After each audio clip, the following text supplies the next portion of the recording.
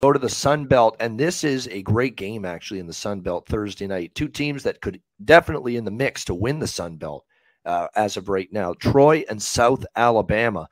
We've got the Jaguars 3-point home favorites in this game, total of 47, which has come down from 49 across the board.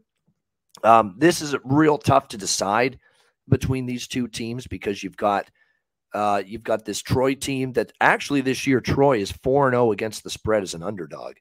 So you talk about a team that's tough to bet against when they're getting points. You know, the 28-10 against Ole Miss, 21.5-point dogs, they cover. 32-28 against App State, 14-point dogs on the road, they cover.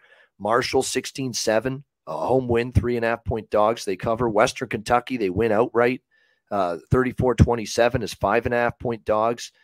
They've been great in this role. Not easy to lay points against Troy and a pretty good defense. The offense can be a little bit stagnant at times, but can't argue with the defensive effort. 7 points to Marshall, just 10 allowed to Southern Miss, 14 against Texas State.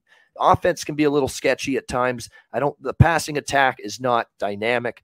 It's not explosive with Gunnar Watson at quarterback. They really have to rely on being balanced, running the football a lot with DK Billingsley.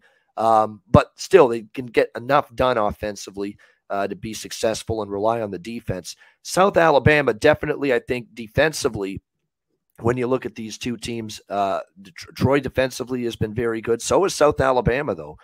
They can match Troy defensively. And in fact, South Alabama's got a better run defense, allowing just 94.8 yards per game on the ground, which is pretty impressive. Their secondary is a little bit more shaky, and Troy's more of a passing off. Troy's really struggled at times to run the football consistently game to game. But South Alabama does have the slightly better defensive numbers.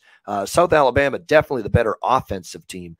There's no question about that. A very, very balanced, potent offense led by the Toledo transfer at quarterback, Carter Bradley, who's played very well. They have Marco Lee, Omni Wells running the football, and they've got two really good receivers, Colin Lacey and Devin Voisin, I think is how you say it. 7 receptions, 141 yards. Very, very impressive stuff. I got to lean to the Jags here. As long as they're not laying more than a field goal. It's not easy to fade Troy as a dog. I get that. But I think at the end of the day, you know, South Alabama can play defense just like Troy. And if it's going to be a close game, which offense is going to put that drive together in a close game to win? I think it's probably South Alabama at home with Bradley. I just don't know if the Troy offense has been dynamic enough, productive enough, you know, in order to put a drive together in a close game late against, again, a South Alabama defense that's pretty good. So I like South Alabama, too, when you look at the schedules, Connor. I mean, Troy did play Ole Miss, and they did play App State. But you look at South Alabama, they had that game against UCLA, you know, who we're finding out's one of the better teams in the country right now with the way they've started. And they went to the Rose Bowl in Pasadena and nearly beat them, 32-31.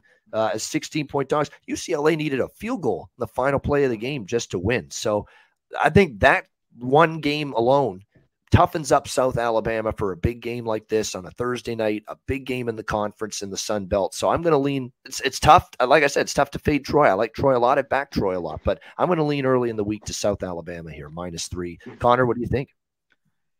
This is should be a good one. Both these teams I backed, and I think I backed the right side. As soon as they're dogs, I took them in the last few weeks. Who someone mentioned was it Matt Stoney? Sorry, I can't see the chat. You know, they're huge favorites. I went the other way with Monroe and Texas State. I thought those numbers were just too big.